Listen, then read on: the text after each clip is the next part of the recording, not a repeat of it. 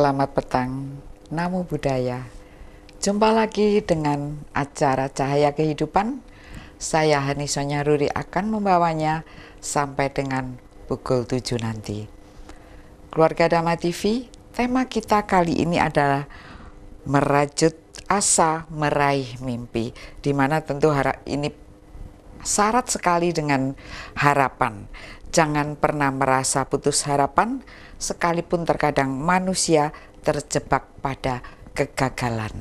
Dan ini menarik sekali karena dewasa ini banyak sekali orang-orang yang merasa putus asa, putus harapan hanya karena begitu banyaknya kendala, banyak halangan di hadapan kita. Nah, akan kita bahas bersama dengan dua Samanera kali ini. Yang pertama yaitu Samanera Jayasaranu dan Samanera Abhisaranu.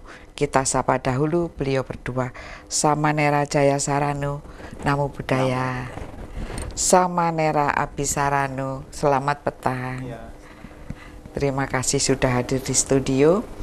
Dan tema kita tadi adalah merajut asa meraih mimpi.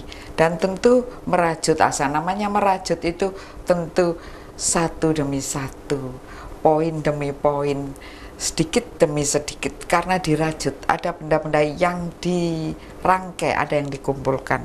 Pertama saya kepada Samanera Abhisaranu tentang harapan atau asa ini. Kalau menurut Anda itu apa setiap orang sekalipun mahasiswa ataupun orang yang sudah tua sekalipun harus tetap mempunyai harapan? Pastinya siapapun harus memiliki harapan. Bahkan seperti misalnya kami, meskipun dikatakan sebagai seseorang yang meninggalkan keduniawian, tapi meskipun demikian kita tetap memiliki harapan. Apa harapannya? Mungkin salah satunya seperti bisa bisa pergi ke tempat suci di mana Sang Buddha pertama kali mengabarkan Dhamma, kemudian tempat-tempat situs-situs agama Buddha. Itu kan merupakan suatu harapan. Dan itu semua mungkin juga dimiliki oleh orang-orang yang menjalani kehidupan seperti kami, apakah sebagai samanera atau sebagai biku. Semua memiliki harapan. Tidak ada manusia sedikit pun di dunia ini tidak memiliki harapan, itu tidak ada. Tapi kita kadang pernah ya lihat bahwa ada seseorang yang patah semangat, putus harapan, bahkan mengarah pada bunuh diri. Nah itu ada yang begitu. Mungkin kalau menurut Samanera, kenapa orang ini?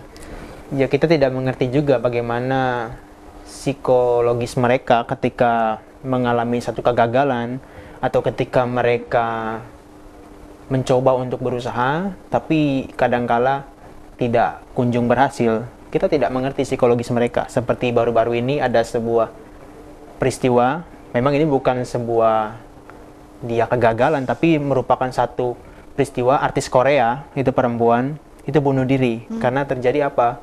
Bullying terhadap dia. Apa? Itu bullying, ya. Dibully. Dibully, diejek, dihina oleh fans-fansnya. Padahal dia adalah seorang artis yang terkenal. Tapi ketika ketika mendapatkan peristiwa seperti itu, fenomena seperti itu, dia juga tidak tahan. Akhirnya dia bunuh diri. Kita tidak mengerti psikologis seseorang ketika menghadapi suatu permasalahan. Mungkin ada yang bisa bertahan, ada yang bisa berkembang, atau mungkin ada yang sebaliknya malah bunuh diri atau yang lainnya. Gitu ya. Padahal di dunia ini kita ini sering sekali loh. Setiap orang pasti pernah dibully. Ya kan? Saya coba ke Samanera Jayasaranu. Kita sendiri kan pernah, entah ketika masa kecil, apa ketika karena kita junior, kita mendapat masa peluncu ketika jadi mahasiswa, atau ketika masuk sekolah itu namanya apa? Masuk sekolah SMP, SMA itu Orientasi. Ya. Apa orientasi siswa ya, OSIS Masa gitu. orientasi. Ya. Masa-masa itu kan ada, tentu kita dibully kan waktu itu ya.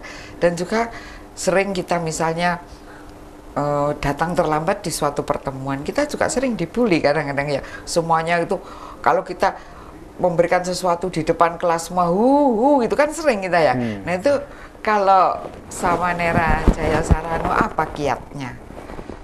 Ya, jadi tentu kalau kita berbicara tentang permasalahan di dalam hidup, setiap orang kan pasti mengalami seperti Iya, tadi, mengalami seperti itu. dibully segala macam. Nah, ketika kita dihadapkan pada hal yang demikian, nah kita bagaimana cara kita memandang permasalahan itu untuk mengatasinya. Nah, setiap orang itu dalam menjalani hidup ada 3 jenis dalam memandang kehidupan. Nah, yang pertama tentunya bagi orang yang kaya. Nah, bagi orang yang kaya ini menganggap bahwa hidup ini penuh dengan kebahagiaan. Karena apa? Karena mereka penuh dengan kekayaan dan segala macam. Nah, yang kedua adalah orang yang miskin. Nah, kalau dia orang yang miskin ini menganggap bahwa hidup ini penuh dengan penderitaan. Nah, yang ketiga ini adalah orang yang realistis. Nah, orang yang realistis ini menganggap bahwa hidup ini adalah 2 sisi. Satu bahagia, Satu menderita. Nah, sekarang bagaimana cara menghadapi ketika dia dibully? Kalau dia berpikir realistis, menganggap ya sudah, memang hidup ini seperti demikian.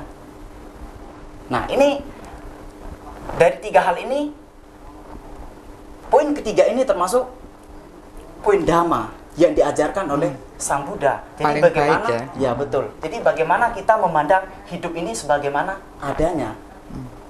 ada siang, ada malam, Betul. ada bully juga ada sanjungan. Betul. Gitu ya. Jadi ketika seseorang ini dibully, tentu suatu saat juga akan dipuja. Dan kan Sang Buddha sudah mengajarkan bahwa dibully pun itu tidak selalu, pasti ada akhirnya. Bully kan tidak terus dibully sepanjang masa. Bully pun bervariasi. Bully itu juga berubah-ubah. Nah, tapi sebenarnya adakah penangkal agar kita ini tidak dibully? Ada, Samanera, yang mana ada nggak? Kalau saya mau menyampaikan 2 kalimat saja. Apa itu? Kebetulan ini disampaikan sering kali kepada kami, khususnya para murid dari Bante Kantidaro. Itu kalau misalnya menghadapi segala fenomena yang ada di dunia ini, apakah dihina, dicela, dan sebagainya, gampang. Kebetulan saya orang Jakarta, saya pakai bahasa lebih gaul, pakai bahasa EGP. Memang gua pikirin. Karena pada dasarnya, ya sebenarnya, seperti kita halnya dibully, itu adalah sebenarnya hal yang netral. Seperti misalnya kata-kata yang jelek, tapi kenapa bisa jadi kita menderita? Karena respon kita yang negatif. Tapi kalau kita EGP, emang gua pikirin, tidak ada masalah, tidak ada yang menderita. Dan kalau misalnya kita sedang berusaha, kemudian dicela orang, tapi kita bisa EGP, kita bisa bertahan. Toh semuanya itu juga tidak ada yang terus-menerus ya. Iya. Lebih baik EGP ya. Emang gua pikirin dengan kata-kata itu sebenarnya di situ itu ada mengandung kata ketahanan. Iya. Ketahanan kepribadian. Jadi saya tidak akan menerima apa-apa yang Anda katakan, Anda bully tentang saya, karena saya yakin saya akan melakukan ini. Nah, keyakinan ini kan juga kadang kita juga ragu-ragu dengan keyakinan kita. Kalau ada nggak ajaran Sang Buddha yang mengatakan tentang keraguan-raguan atau keyakinan yang agak goyang-goyang, atau tentang apa saja yang membuat kita ini jadi melangkah maju karena banyaknya kisah-kisah kekuatan dari Sang Buddha. Tetapi kita tahan dulu, kita break sejenak, setelah yang satu ini kita kembali lagi. Baik, kita lanjutkan berbincang-bincang dengan para Samanera ini tadi ya. Tadi Samanera Abhisarano mengatakan EGP. Nah, di dalam EGP ini, ketika kita melangkah ini, kalau kita tidak lucu ya diketahuin orang ya. Jadi artinya kita harus mempunyai sesuatu keyakinan, yakin bahwa EGP, karena saya mempunyai satu tujuan, satu hal yang perlu saya yakini, manusia itu perlu punya itu. Agar tidak jadi bully-bulian, tidak jadi bahan tertawaan, tidak jadi bahan ejekan dan omongan. Nah, untuk mendapatkan keyakinan ya, keyakinan apa saja yang perlu dibangun Samanera Jayasarano? Ya, jadi yang perlu kita bangun tentunya untuk menggapai sesuatu yang kita inginkan. Iya. Yang pertama kita harus punya yang namanya keyakinan. Nah, keyakinan ya. Dalam segala hal, kalau kita tidak punya keyakinan, maka kita tidak akan memperoleh apa yang kita inginkan. Karena modal dasar yang perlu kita miliki adalah keyakinan. Karena apa? Kalau misalkan kita tidak punya keinginan, dasar keyakinan, nanti ketika kita mau sesuatu, wah ragu, bimbang, takutnya nanti saya gagal. Nah ini salah satu pola pikir manusia yang tidak dapat dihindari. Nah oleh karena itu hal yang perlu kita miliki adalah keyakinan. Hal pertama yang perlu kita miliki ketika kita ingin sukses, ingin maju di dalam segala hal, dalam segala bidang apapun. Setelah keyakinan apa lagi? Tapi tanpa bermodal keyakinan saja itu tidak cukup. Jadi kita harus punya yang namanya wirya, semangat dalam memperjuangkan apa yang kita yakini tadi. Yang kita yakini. Karena kita ketahui bahwa manusia itu punya 3 kapasitas sebenarnya. Apa itu? Yang pertama adalah kapasitas dia untuk memulai, melanjutkan dan bertahan. Nah itu, bertahan ini yang sulit. Yang paling sulit ini bertahan. Mungkin orang bisa memulai, misalnya dalam segi usaha ini.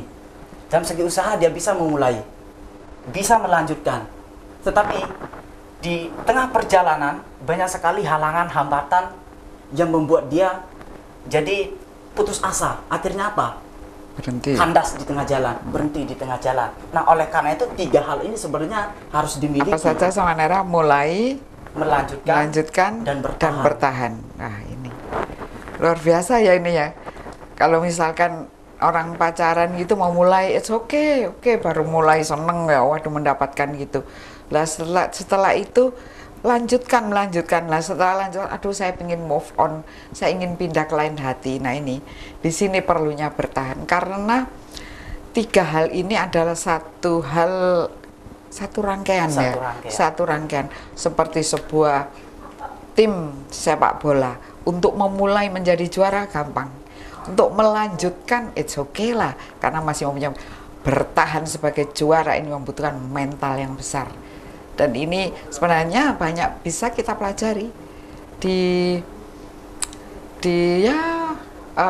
football sekitar kita ya, di Indonesian football ini yang jadi juara itu mesti yang itu aja kan gitu ya. 5 besar itu aja. Kenapa? Mental juara. Nah ini karena mental juara tadi ada itu ya, ada keyakinan, kemudian ada semangat, ada apa lagi sama Nera? 5 itu. Ada, kalau di dalam bahasa Buddhisnya dikatakan sebagai perhatian.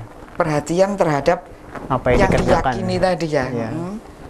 Jadi, tapi sebenarnya ada hal yang paling esensial sebelum keyakinan itu bisa muncul, kepercayaan diri seseorang itu bisa muncul. Apa yang menyebabkan itu? Karena seseorang punya pengetahuan. Nah itu yang paling penting adalah pengetahuan. Pengetahuan itu dari mana? Dari membaca, dari mendengar, kemudian dari bergaul, sosial. Tanpa ada pengetahuan, seseorang meskipun percaya diri, itu percaya diri yang membabi buta. Yang bodoh. Tapi kalau seseorang punya pengetahuan dan dia punya semangat, maka keyakinan yang dia miliki atau kepercayaan diri yang dimiliki itu merupakan kepercayaan diri yang benar.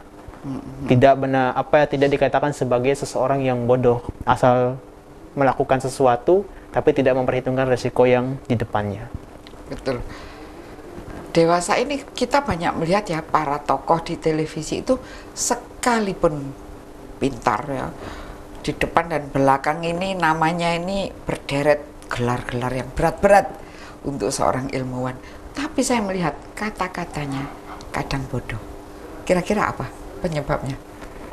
Saya tidak mengatakan bahwa orang-orang yang punya gelar banyak itu bodoh. Dia pintar di dalam bidangnya.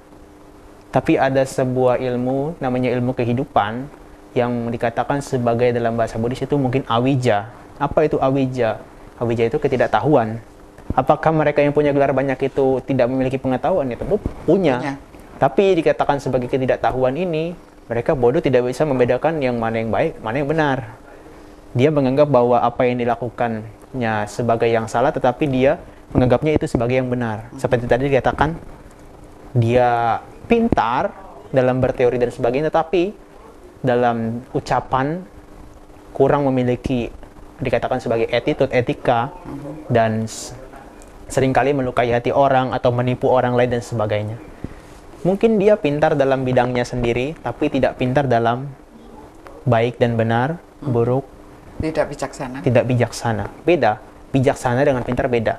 Pintar adalah intelektual, tapi kebijaksanaan itu benar-benar yang dikatakan sebagai bisa membedakan mana baik dan mana yang buruk. Bahkan bijaksana itu bisa disebut pintarnya intelektual. Pintarnya. Intelektualnya pintar gitu, intelektualnya Iya. pintar. Jadi dia menjadi bijaksana. Kalau misalnya dia sekolahnya rendah saja, karena dia bijaksana, dia bisa loh mengolah sesuatu itu dengan berdasarkan logika untuk dikembangkan menjadi knowledge, pengetahuan. Tapi ada lagi satu penyakit yang parah dari orang yang kita jadi lihatnya bodoh ya. Padahal dia itu gelarnya sederwencek itu. Ya, waduh gini. Siapa namanya Abi gitu ya. Depannya ada apa, belakangnya juga ada apa. Yang begitu hebat-hebat. Satu itu keserakahan. Bila itu sudah serakah, kemudian dia akan kata-katanya ini tidak layak untuk disiarkan di media, tapi dia mengatakannya. Bagaimana itu? Samanera Jayasarana. Apa gandengannya serakah ini kok bisa begitu? Ya, jadi serakah ini sangat esensial sebenarnya dalam kehidupan manusia. Siapapun orangnya, ya setiap individu itu menginginkan sesuatu yang lebih dan lebih. Jadi serakahnya ini yang paling menonjol. Sehingga apa? Dengan keserakahan dia tidak berpikir bahwa ini merugikan diri sendiri dan juga tidak merugikan orang lain. Misalkan seperti yang tadi, misalkan punya pendidikan yang tinggi, pengetahuannya yang luar biasa, tetapi aplikasinya itu malah nol. Makanya antara teori dan praktek itu sebenarnya harus selaras katanya. Biar apa? Biar seimbang. Nah, dengan memiliki dua hal ini, nah secara otomatis di dalam menjalani kehidupan ini ya bisa selaras, bisa sejalan, bisa membuat kebahagiaan buat orang lain dan juga dirinya sendiri. Makanya kuncinya tadi seperti yang katakan bahwa serakah ini yang perlu kita hindari. Makanya dalam Buddhis itu ada 3 hal sebenarnya. Loba, dosa, moha. Apa itu? Nah, loba ini keserakahan, dosa ini kebencian, dan moha ini adalah kebodohan batin. Seperti yang tadi awija ini dikatakan Samanera di awija ini ketidaktahuan. Kalau awija. Nah, yang keserakahan ini yang salah satunya yang perlu kita kikis di dalam diri. Seperti yang tadi dikatakan keserakahan. Tapi kalau bisa tiga-tiganya. Gitu ya. Karena saya melihat itu seorang tokoh ini dia mengatakan hal bodoh ini karena kebencian. Karena kebenciannya terhadap suatu kelompok. Sehingga dia mengatakan, loh, orang ini seperti nggak ngerti, tidak mengerti hukum, tidak mengerti tata negara, tidak mengerti yang seharusnya dia bicara begitu saja. Karena kebencian tadi menyelimuti hatinya. Saya sampai berpikir dengan gelar yang sedemikian panjangnya tidak mungkin dia tidak mengerti. Tapi kebencian ini merubah orang yang mendapatkan ini tadi. Tentu dia telah mengambil ilmu dan bersekolah di mana-mana sampai mendapatkan gelar yang demikian banyak ini. Tapi dia dengan bodoh mengatakannya. Karena kalau saya lihat kebenciannya terhadap suatu golongan. Nah, ini tentu merusak ya. Orang baik, sekolahnya mahal, sekolah kemana-mana. Tadi sudah punya apa? Harta untuk sekolah, punya link pengaruh ya, punya anak buah. Berarti kan dia mulia. Tapi sayangnya dia berkata-kata seolah-olah dia bodoh. Tentang tadi awija atau kebodohan batin itu menyelimuti apa saja, Samanera? Saya tadi mau menjawab yang tentang apa? Apa itu? Temannya si serakah siapa? Iya. Dalam teks-teks yang pernah saya baca, itu dikatakan sebagai ada yang membuat seseorang jadi serakah. Apa itu turut teman-temannya? Itu yang pertama adalah seperti pandangan salah. Pandangan salah apa? Pandangan salah menganggap bahwa kehidupan ini adalah sesuatu yang kekal. Sehingga ketika dia melakukan sesuatu dan mampu mencapai sesuatu yang katakanlah sukses, dan dia menganggap bahwa oh inilah aku yang mencapai pencapaian ini. Dan kemudian ada temannya yang lain. Apa itu? Kesombongan. Ketika seseorang yang tadi itu adalah inilah diriku yang mencapai pencapaian sukses ini. Tapi ada namanya temannya kesombongan juga. Itu ketika seseorang mencapai suatu pencapaian yang dikatakannya sukses, dia memiliki kesombongan apa? Inilah aku. Tidak ada yang melebihi aku. Begitu juga seperti yang gelarnya banyak. Kalau yang gelarnya banyak melihat orang-orang yang di bawahnya dia, pasti dia akan melihatnya, oh dia lebih rendah. Tapi sebenarnya merendahkan orang lain itulah bentuk kesombongan. Kemarin saya mendengar salah satu cerita bahwasanya ada seorang bante itu kan memiliki wihara yang tempatnya tinggi sekali, dan dia mengajak orang yang gemuk, yang badannya besar untuk naik ke paling atas tangga. Dan kemudian orang itu disuruh lihat ke bawah. Coba lihatlah ke bawah. Lihat orang-orang di bawah situ. Apakah Bapak lihat kecil kan ya mereka? Ya mereka kecil semua. Tapi sadar nggak? Bapak sendiri di sini, orang-orang yang di bawah apakah melihat Bapak? Tidak. Begitu pula kesombongan. Ketika kita melihat orang lain itu semuanya kecil dan tidak lebih besar daripada kita, maka sebenarnya orang yang kita rendahkan pun menganggap kita itu sebenarnya tidak ada apa-apanya. Karena nggak kelihatan. Karena nggak kelihatan. Makanya sebenarnya bahaya daripada kesombongan, keserakahan, dan juga satu lagi adalah pandangan salah.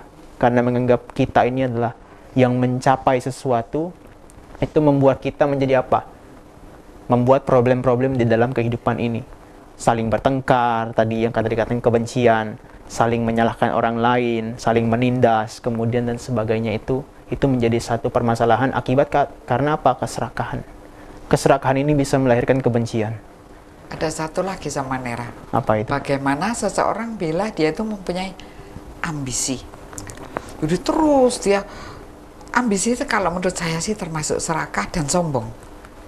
Kalau menurut sama Nera bagaimana itu? Kalau menurut saya ambisi adalah sesuatu yang wajar dimiliki oleh manusia karena sifatnya netral. Tapi kalau misalnya dia ambisi sampai menghabisi orang lain, melukai orang lain, dan hanya menguntungkan dirinya sendiri, maka itu adalah sesuatu yang salah. Tapi kalau ketika dia berusaha memiliki ambisi, ya tidak masalah. Kalau selama masih kadang-kadang ambisi bisa menyengsarakan seseorang loh. Ya itu tadi yang saya katakan. Tetapi kita tahan sejenak. Kita akan jawab setelah yang satu ini tetap di Dhamma TV. Keluarga Dhamma TV menarik sekali berbincang-bincang dengan para samanera ini ya. Mereka adalah mahasiswa Sekolah Tinggi Agama Buddha Kertarajasa ya, Kertarajasa di Jalan Ngandat sekarang IR Soekarno, dulu Mojorejo nomor 44. Tapi sekarang ada nama baru Jalan Insinyur Soekarno 44 Ngandat Batu. Jadi sebelum sampai ke Batu. Dan tema kita adalah tentang meraih asa untuk meraih mimpi, merajut asa untuk meraih mimpi. Nah, kita tadi sampai pada ambisi.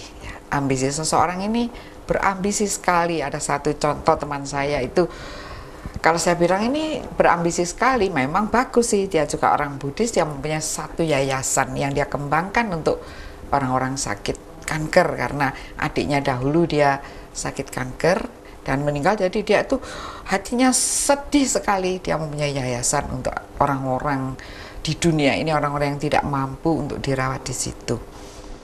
Ya di awal ya tadi apa kata-kata kita, ingin ya mau mempunyai, dia bisa melanjutkan, dia bisa. Tapi sekarang sampai mempertahankan, ini baru problem. Karena manusia itu bukan immortal.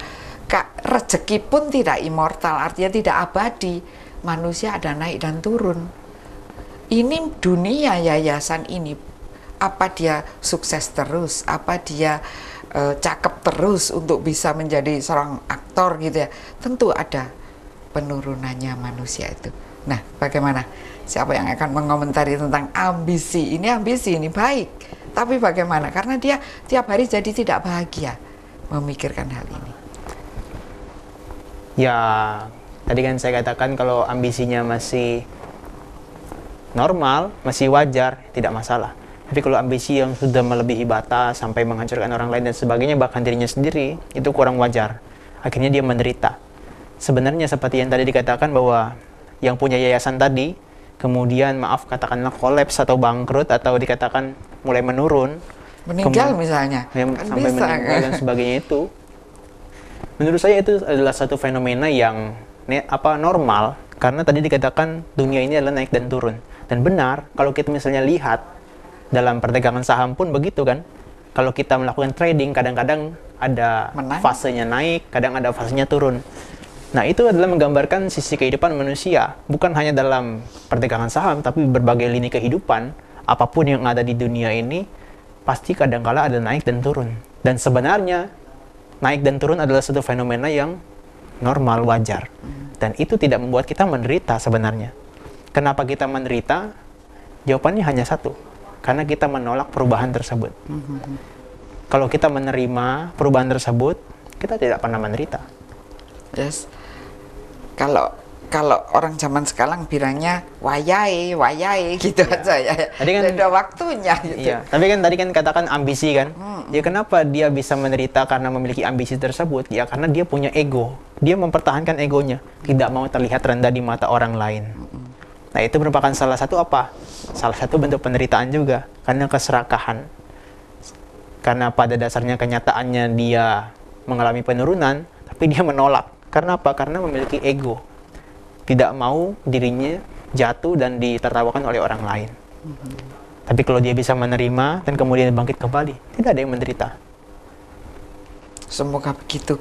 Karena dia cita-citanya sih luhur, cita-citanya bagus, dan memang sudah terbukti bertahun-tahun memang dia suka sekali memberikan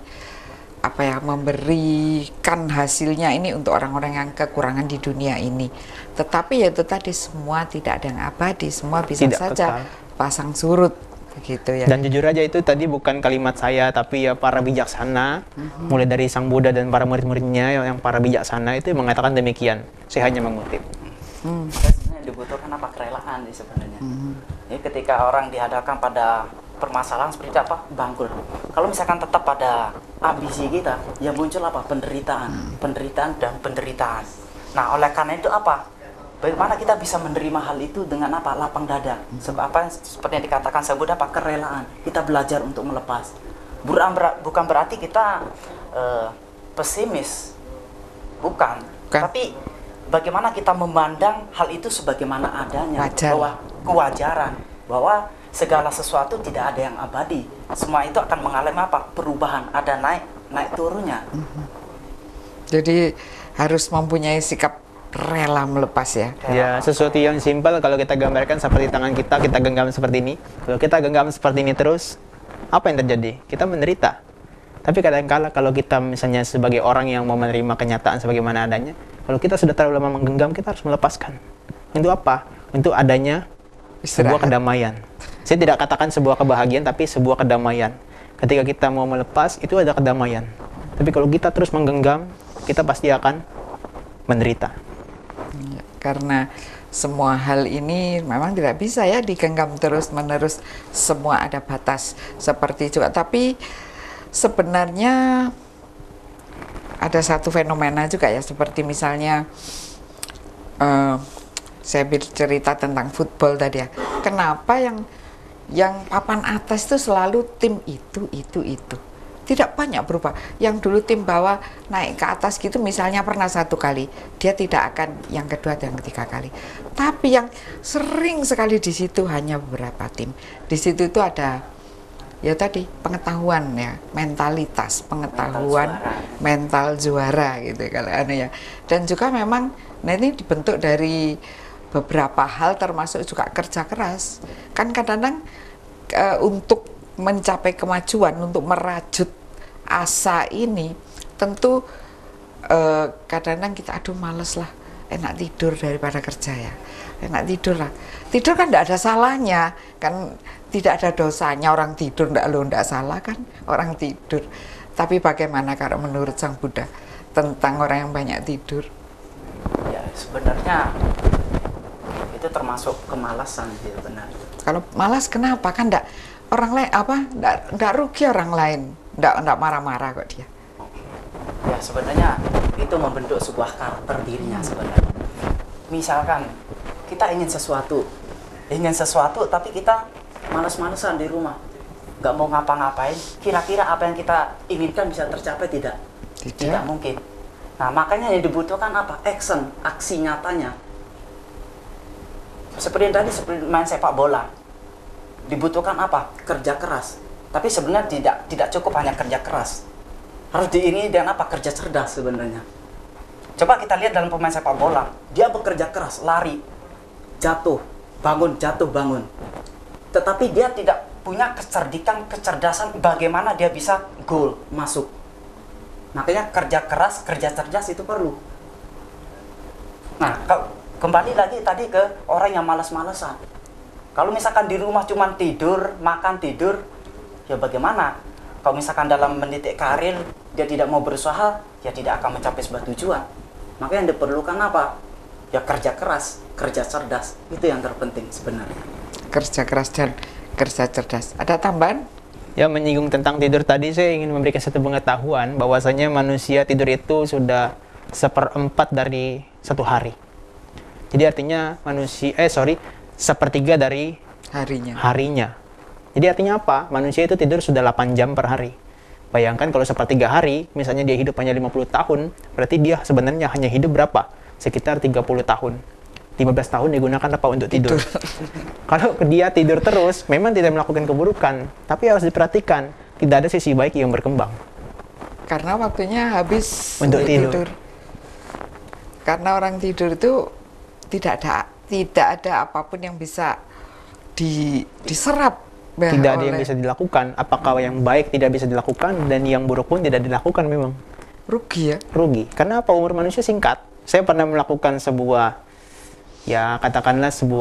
kajian sederhana bahwa umur manusia berdasarkan teks dari Tipitaka Pali itu sekarang saat ini di 2019, khususnya di abad ke-20 ini, ya umur manusia hanya sekitar 74 tahun rata-ratanya.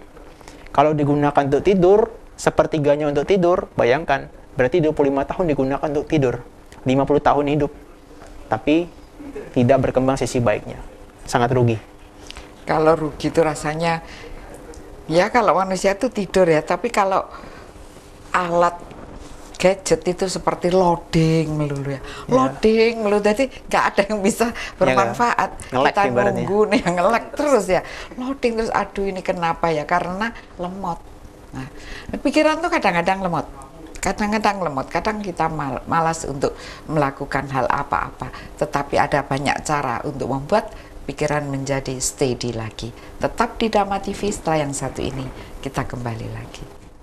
Baik, kita lanjutkan bincang-bincang kita dan tentang banyak hal ya, ini tadi betapa banyaknya yang sudah kita katakan bahwa kalau terlalu banyak tidur maka seperti gadget yang loading melulu. Jadi bayangkan kalau satu gadget itu yang akan digunakan 24 jam, yang 8 jamnya ya cuman loading aja. Loading aja, apa yang didapatkan tidak ada. Tetapi pikiran itu harus dilatih, harus disegarkan terus, karena pikiran itu sebenarnya lincah. Pikiran itu maunya kemana-mana, tiap hari, setiap detik berpikir, maunya berpikir, loncat sini, loncat sana, sebentar duduk di sini, sebentar sudah sampai Surabaya, sebentar lagi sudah beli makanan, masakan Padang di Padang sana, nanti kembali lagi beli bali telur di Pulau Bali, beli empek-empek ke Bandung. Itu hanya dilakukan dalam 5 menit, sudah lari ke sana kemari pikiran, luar biasa. Dan seperti juga halnya gadget, seperti halnya komputer, pikiran itu harus tidak dimuati hal yang banyak-banyak. Jadi kalau dimuati hal banyak-banyak, lemot dia, loading melulu, karena tanpa tujuan tadi, tidak ada goal yang akan dicapai. Padahal untuk merajut asa meraih impian ini nomor satu ada goal. Kalau kita sudah tahu goalnya di situ, goal palnya di situ, kita tinggal merancang serangannya kemana. Tapi kalau goal aja nggak punya, ini berbahaya sekali dan banyak. Hati-hati, banyak sekali pemirsa Dhamma TV yang tidak mempunyai goal ke depan. Saya sudah tua. Saya sudah senang hidup begini aja, sudah lihat anak cucu begini aja, sehingga tidak ada kebaikan yang berkembang. Ini juga loading, karena tidak ada yang dilakukan ya, tidak ada sayang, hidupnya sayang. Tetapi kalau kita melihat yang mulia Bante Kandi, yang mulia Bante Jayamedo, wah beliau seperti artis ya, kemana terus, luar negeri terus Bante Jayamedo. Bante Kandi selalu merawat para samanera dan atasilani dengan segala kebijaksanaannya. Beliau luar biasa. Pikirannya terus berpikir, raga boleh menurun, tetapi smartnya, kepandaiannya boleh berguru kepada yang mulia Bante Kandi. Di sana Anda mendapatkan hal yang mulia. Jadi hal yang seperti ini perlu latihan. Banyak sekali orang yang akhirnya pikirannya menjadi lemot karena tidak pernah latihan. Apa latihan berpikir? Bukan, malah latihan mengosongkan. Kalau ini komputer, udah delete yang nggak perlu delete, supaya enteng, dia cepat, nggak loadingnya nggak lambat. Ini betul. Nah, tentang kepada Samanera Jayasarano tentang bagaimana mengosongkan pikiran, tentang kontemplasi, meditasi, dan supaya smart. Bagaimana menurut Samanera? Silakan. Sebenarnya kita berangkat dari pola pikir manusia ya. Jadi pola pikir manusia itu bermacam-macam. Ada yang baik, ada yang jelek. Nah, lalu bagaimana cara kita menata pikiran ini agar menjadi baik, agar menjadi bagus? Agar bermanfaat, baik untuk diri sendiri dan juga untuk orang lain. Makanya Bante Kandi itu selalu menekankan, ayo kita meditasi. Oh ya? Menekankan meditasi. Karena apa? Karena ini adalah salah satu cara mengubah pola pikir kita yang tadinya tidak baik menjadi baik. Makanya tadi dikatakan pikiran manusia itu kemana-mana, ya, katanya ke Surabaya lah, kemana lah. Kalau Sang Buddha mengatakan itu mengubah makan itu seperti apa? Seperti kera. Kalau kera itu dia lompat dari ranting yang satu ke ranting yang lain, liar. Nah, pikiran manusia juga demikian, liar sekali.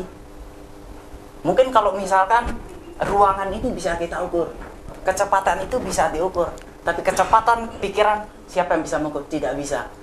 Makanya berhati-hatilah dengan pikiran Anda bagaimana sendiri. kita menata pikiran bisa bermanfaat untuk diri sendiri dan juga untuk orang lain. Begitu tak? Apa Samanera bilang pikiran itu harus diawasi ya. Pikiran kita sendiri berbahaya. Samanera Jayasarano mengatakan hati-hati dengan pikiran Anda sendiri. Kenapa begitu? Sekarang Samanera Abhisarano. Ini menyambung dengan Pancabala yang dikatakan tadi bahwa manusia sebenarnya punya 5 kekuatan. Tadi 2 kekuatan sudah dikatakan seperti halnya kepercayaan diri. Yang pertama dan yang kedua adalah semangat. Tetapi sebenarnya manusia itu memiliki kekuatan yang ketiga, keempat, dan kelima. Apa itu? Apa itu? Selalu sadar, punya konsentrasi dan kebijaksanaan. Tadi dikatakan apakah meditasi bisa membuat seseorang jadi smart, pintar? Saya setuju. Kenapa? Karena di dalam meditasi kita diarahkan untuk apa? Mengembangkan perhatian. Perhatian itu adalah kekuatan yang ketiga. Dari mengembangkan perhatian, maka kita akan bisa fokus. Fokus apa? Terhadap apa yang kita amati ketika saat kita sedang bermeditasi. Nah, ketika kita bisa konsentrasi dengan apa yang kita amati, maka sebenarnya kalau itu dibawa dalam kehidupan sehari-hari, Luar biasa. itu luar biasa. Kenapa? Contohnya apa? Karena arti daripada perhatian sebenarnya bukan hanya sekedar perhatian, tapi adalah dikatakan sebagai mengingat sesuatu. Maka tadi dikatakan Bante Kantidaro meskipun umurnya 88 tahun, tapi ini bukan saya sombong, tapi beliau masih menghafal satu buku Parita itu masih hafal tanpa lihat buku kalau kita sedang puja bakti. Sedangkan yang muda-muda kadang-kadang tidak hafal. Nah, ini merupakan apa? manifestasi atau katakanlah dampak dari seseorang sedang bermeditasi. Melatih fokusnya, apa yang sedang dilakukan saat ini, itulah yang membuat katakanlah Bante Kantidaro itu menjadi orang yang di usia senja masih mampu mengingat segala sesuatu. Karena jarang sekali umur 88 tahun biasanya sudah pikun. Ya. Tapi beliau masih bisa mengingat. Tubuh boleh berkurang, tapi pikiran justru semakin berkembang. Tapi tadi Samanera mengatakan mengembangkan perhatian. Ini kan kata-kata yang abstrak. Perhatian. Nah ya, kata yang abstrak yang kalau mengembangkan oke lah, kita bisa melihat sesuatu yang berkembang. Begini ya, ada kembang, ada kata kembang, mengembangkan, maju, berkembang, perhatian. Nah ini adakah Samanera yang bisa menerangkan mengembangkan perhatian? Contoh langsung enggak apa-apa. Kalau kita bicara dalam konteks dunia meditasi, ya kita mengembangkan perhatian ini terhadap objek meditasi kita. Artinya apa? Misalnya ketika kita sedang mengamati nafas kita misalnya kita amati di kedua lubang hidung kita atau naik turunnya perut. Nah itu sebenarnya kalau kita memperhatikan terus-menerus, itu kita dikatakan sebagai mengembangkan perhatian.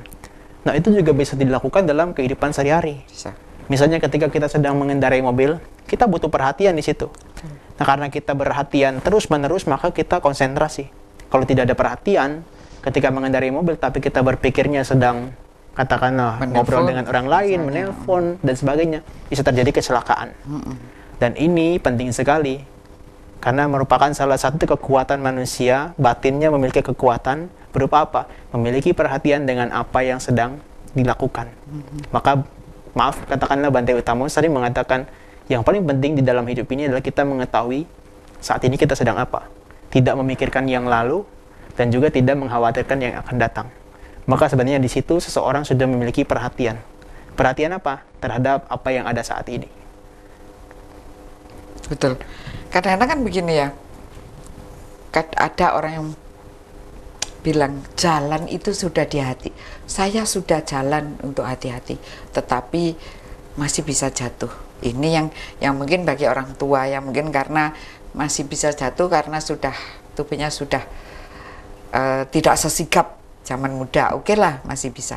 Tetapi banyak juga orang muda, ya, orang muda ini jalan itu loh. Malah rasanya lebih banyak orang muda yang jatuh daripada orang tua, ya enggak? Ya kan? Lebih banyak orang muda yang jatuh.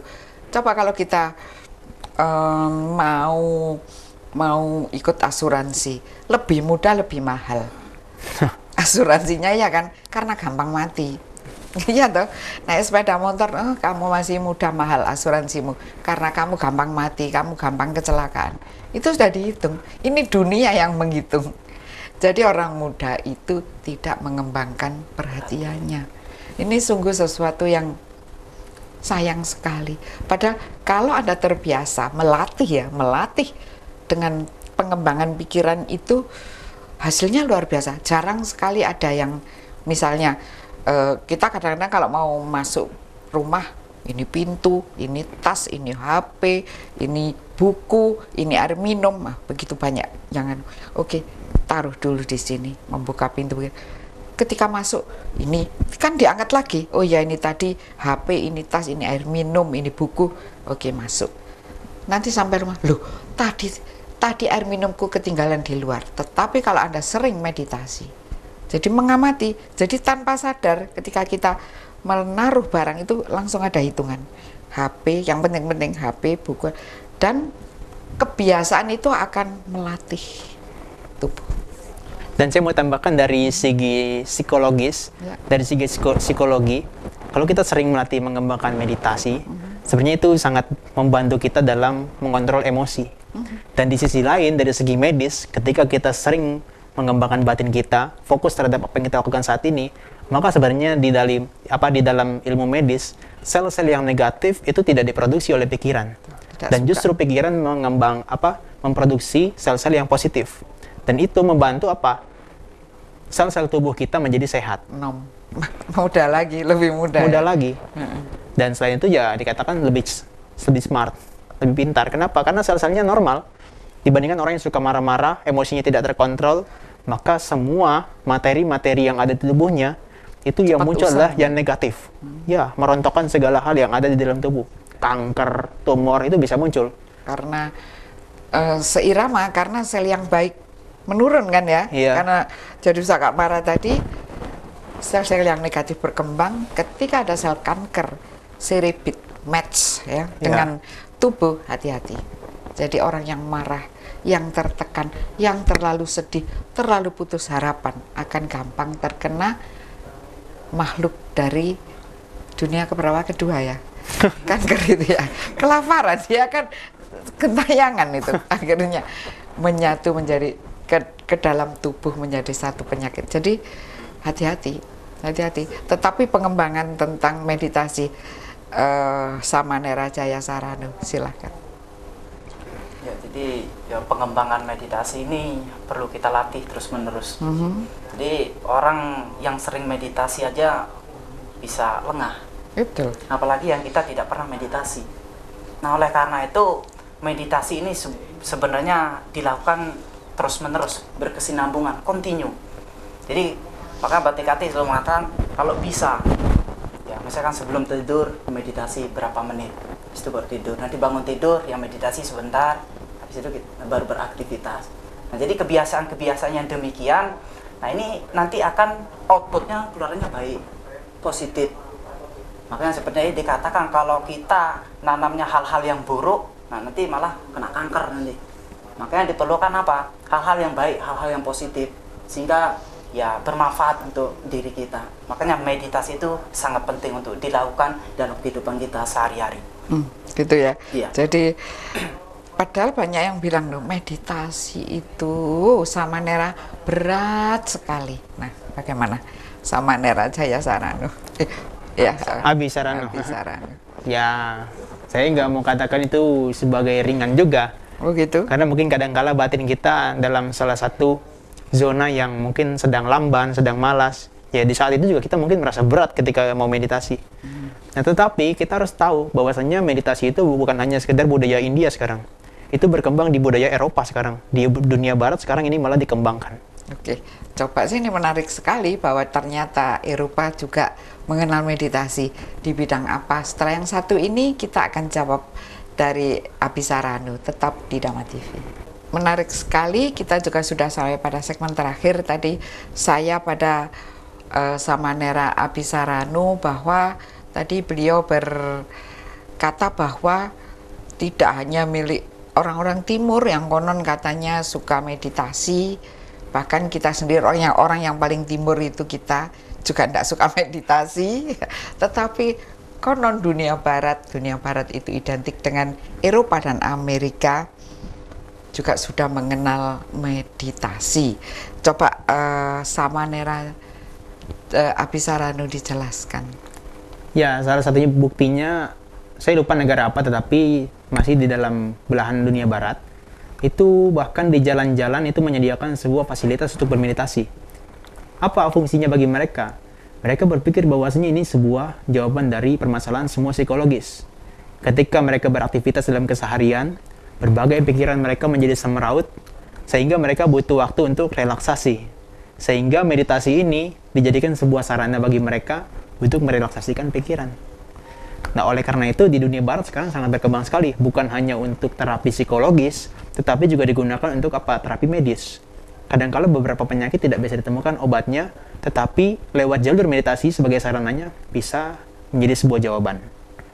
Nah, menyambung tadi yang saya katakan sebagai pancabala, yang seperti Samanera Jayasaranu juga katakan, tadi yang pertama ada yang namanya kepercayaan diri, kemudian ada semangat, kemudian ada perhatian atau kita selalu sadar terhadap apa yang kita lakukan, ada konsentrasi, kita melatih meditasi dalam keseharian, dan sebenarnya ada yang lebih penting itu namanya kebijaksanaan sebagai yang terakhir. Kita manusia hidup dimanapun, apapun tujuan kita, apapun yang sedang kita lakukan, kita butuh kebijaksanaan. Seperti halnya tadi yang dikatakan, yayasannya bangkrut tapi tidak mau melepaskan. Kalau kita punya kebijaksanaan, kita harus tahu, penuh pertimbangan, penuh perenungan, bahwasannya oh ini merugikan, atau oh ini menguntungkan. Kita harus bisa menimbang maka di situ adalah letak kebijaksanaan, bukan seperti yang tadi dikatakan gelarnya banyak. Itu bukan kebijaksanaan, itu adalah sebuah pencapaian dari akademik. Tapi kalau kebijaksanaan, dia bisa mengetahui, bisa merenungkan mana yang baik untuk dirinya, mana yang buruk untuk dirinya. Nah, oleh karena itu, siapapun yang ingin mencapai sebuah pencapaian dalam kehidupan ini, bahkan Sang Buddha, ini menggunakan 5 kekuatan ini. Bukan hanya Sang Buddha, para murid-muridnya pun mengembangkan 5 kekuatan ini di dalam dirinya, hingga mereka mampu mengetahui hal-hal yang di luar nalar manusia. Kalau menurut Samanera, kebijaksanaan ini kan tidak gampang diperoleh dan sukar diajarkan. Ya, sukar diajarkan. Karena kebijaksanaan ini mutlak pengembangan kepribadian, memang hasil berpikir kebijaksanaan ini. Bahkan mungkin 4 hal ini baru mampu menghasilkan yang kelima. Bila 4 hal ini yakin, kemudian tadi apa? Semangat untuk mewujudkan keyakinan kesuksesan tadi, kemudian selalu sadar, punya perhatian. Nah, selalu sadar ya, sadar hari ini saya ngapain, oh saya sedang mengejar goal saya ya, tentang yang pertama tadi. Dan sadar sedang apa, sedang siaran, tadi terlambat ya, tadi itu sekarang oh saya akan melakukan yang terbaik. Ketika kita terlambat, kita enak-enak aja. Kalau terlambat ya terlambatlah, memang kita bisa mengubah waktu. Kemudian yang keempat tadi apa? Konsentrasi, fokus. Konsentrasi dan meditasi ya. Ini perlu sekali.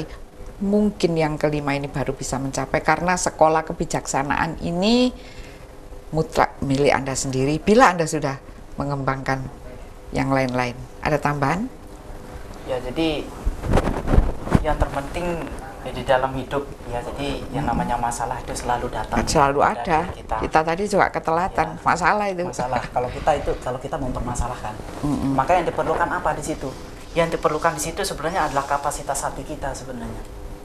Kalau kita punya kapasitas hati yang kecil, perhatian kita yang kecil, maka yang muncul apa? Penderitaan. Tapi kalau kita punya kapasitas hati yang besar, yang muncul adalah kebahagiaan. Jadi intinya bahwa segala sesuatu yang ada di luar itu adalah sifatnya netral. Jadi tergantung bagaimana kita merespon, bagaimana pikiran kita. Maka diperlukan apa? Kebijaksanaan. Dan disampaikan oleh Abi Sarano. Jadi di luar itu netral ya? Netral. Kita sendiri yang loncat-loncat, soalnya gitu ya? Kita sendiri saja yang loncat-loncat. Yang GR itu kita sendiri sebenarnya. Yang di luar sana nggak ada apa-apa. Itu alam ya. Betul. Itu alam, itu melakukan apa ya? Tugasnya misalnya, kok panas lama sekali ya karena ada begini begitu. Nah, kita kepanasan atau tidak, kita mau jalan, aduh masih panas, kita tidur aja, atau biarpun panas saya tetap ke wihara. Nah, di sini ada kesadaran dan keyakinan bagaimana kita menyikapinya. Ini luar biasa kata-kata Samanera. Jadi di luar tuh netral ya. Jadi itu alam netral ya, memang begitu ya. Tinggal kita yang loncat-loncat sendiri. Cara menetralkan, kita juga ikut netral. Kalau di luar netral, kita minimal seirama lah. Bagaimana Samanera Abhisarano? Mungkin ini sebagai yang terakhir ya. Saya ingin menyampaikan bagaimana cara menetralkannya. Ini sebenarnya sebuah prinsip dari Pancabala tadi. Jadi Pancabala 5 kekuatan tadi itu ada prinsipnya. Bahwasanya ada yang harus sama-sama seimbang.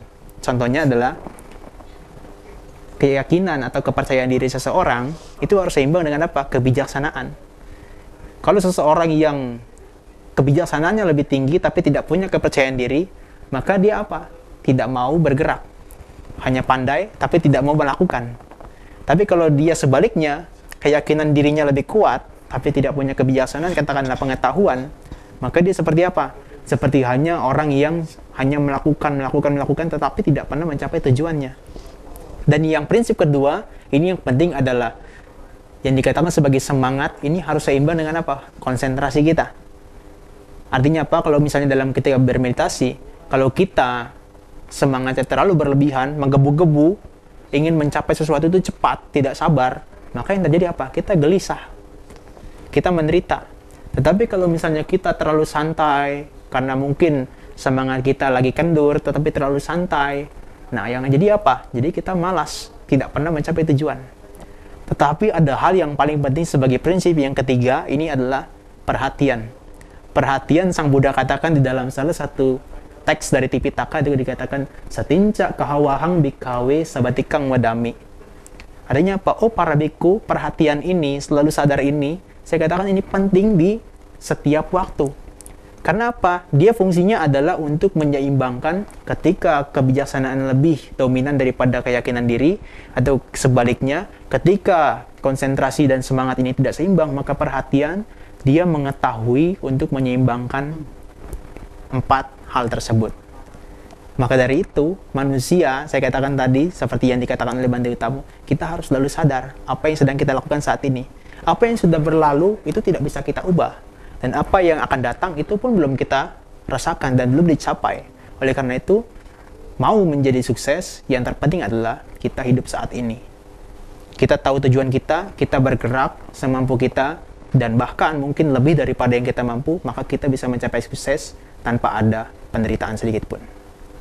Jadi kesadaran tadi itu untuk penyeimbangkan kiri kanannya, di mana kesadaran ini akan mengetahui dia akan tahu persis, aduh aku sedang gak enak badan misalnya, seperti itu. Jadi semangatku menurun, masuk akal lah, seperti Bante Uga sedang sakit jadi tidak seimbang dengan kebijaksanaan dan apa ini yang ini kebijaksanaan dengan kepercayaan diri seseorang. Nah, kepercayaannya ini sedang tidak seimbang karena tubuhnya sakit. Dan di sini bila pikiran mengetahui, kesadaran mengetahuinya, maka semuanya menjadi it's okay why. Jadi artinya nothing to lose. Jadi semuanya itu, kalau sama Nera tadi kata, luar itu netral, nggak ada apa-apa, kita sendiri yang GR ya, GR itu gedan rumangsan, kita sendiri yang galau, apalagi kita sendiri yang berpikir yang tidak. Luar itu dunia, jadi masuk akal kalau di depan lewat truk ya, nanti orang-orang truk itu sedang nyanyi-nyanyi gitu, kita merasa aduh, orang truk itu jangan-jangan ngolokin, bullying saya, padahal orang-orang di atas truk itu sedang mengatakan sesuatu yang kita tidak mengerti. Jadi itu, jadi sebenarnya di luar itu netral, kita sendiri yang harus balancing ya, bagaimana, karena banyak sekali ini sama ya, orang-orang yang tidak bisa tidur ketika di dekat orang sedang bernyanyi-nyanyi. Nah itu bagaimana, ini kan termasuk bagaimana pertanyaan yang banyak sekali dihadapi oleh banyak orang. 2 menit sama Nera, 1 menit mungkin habis ya. Siapa yang jawab? Oh, bersama Neranya ya. Jadi nggak bisa tidur karena ada musik keras. Nah itu kan kembali ke pola pikir sih sebenarnya. Jadi ketika ada sesuatu, biasanya ketika kita mau tidur nih, ada sesuatu yang ada di luar, nah kadang kita jadi jengkel, marah, akhirnya apa? Ke bawah, nggak bisa tidur. Jadi yang muncul apa? Kebencian. Nah, oleh karena itu yang diperlukan di sini adalah ya tadi, kapasitas hati kita. Bagaimana kita yang menyikapi segala sesuatu yang ada di luar, sehingga tidak menimbulkan apa? Penderitaan buat diri kita sendiri. Gitu ya. Jadi biar aja sama Nera. Kalau saya pakai cara yang awal tadi saya katakan, pakai strategi atau cara EGP, emang gua pikirin. Nah itu apa caranya? Yaitu ya nggak usah dipedulikan, karena memang yang kenyataan di luar tidak bisa kita ubah. Maka saya ingin mengutip sebagai yang terakhir satu kalimat yang sering kali diucapkan oleh para bijaksana. Kita tidak bisa mengubah kenyataan yang ada di luar, tapi kita bisa mengubah pola pikir kita terhadap kenyataan tersebut. Itu penting sekali. Supaya tidak terjadi rasa benci, rasa muak. Sebenarnya tidur itu kan faktor biologis ya. Jadi apapun musiknya, kalau badan sudah mau tidur, tidurlah. Dan Sang Buddha mengajarkan jangan terlalu banyak tidur agar merajut asa ini tetap terus Anda bisa lakukan untuk meraih mimpi, meraih sukses yang lebih besar.